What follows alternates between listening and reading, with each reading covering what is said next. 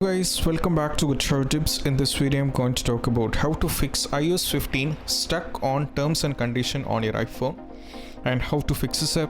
So before getting to the direct topic, I would like to make you notice 4 things. You have to make sure you're having a stable internet connection to avoid this issue.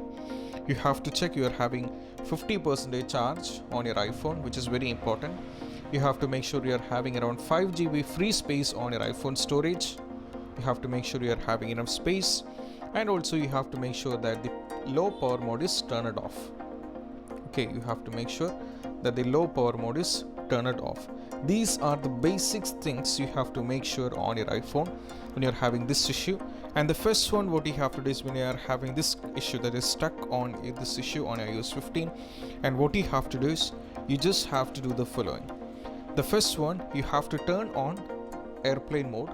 You have to go here, just turn on airplane mode, and you have to wait at least for 20 to 30 seconds, and once it is done you just have to turn this off.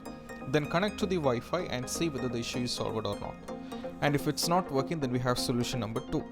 Solution number 2 is, as I mentioned, you should be having enough free space over here. So you just have to go to General and you have to check for iPhone storage, and from here you have to make sure you're having free space. And if you don't have a free space, you have to create it by yourself. You have to go to all the available apps, see which are unnecessary, and just delete it, and you just go for it. As you can see here, iOS is around 8.81 GB, which means they have updated to the 15, so you should be having enough amount of space. Okay, this is what you need. And moving on to the next solution is all about, you have to change the country or region. You have to change the region. So here in the settings from the general itself, you have to click on language and region. From here is an option called region. As you can see, mine is right now India. So you have to change this to any other country and see whether the issue is solved or not. After trying out this, even if it's not working, then we have solution number 4. Solution number 4 is all about the same. What you have to just have to scroll down a little bit, and you have an option called transfer or reset iPhone. So here there is an option called reset, right? So you just have to go for it. Go for reset all settings and see whether the issue is solved or not. Even after trying this, if it's not working, then the last one, which I would like to suggest for almost everyone, that is, you just have to do a force restart. In order to do this, you just have to press volume down followed by volume down button, press and hold power button unless and until you see the Apple logo.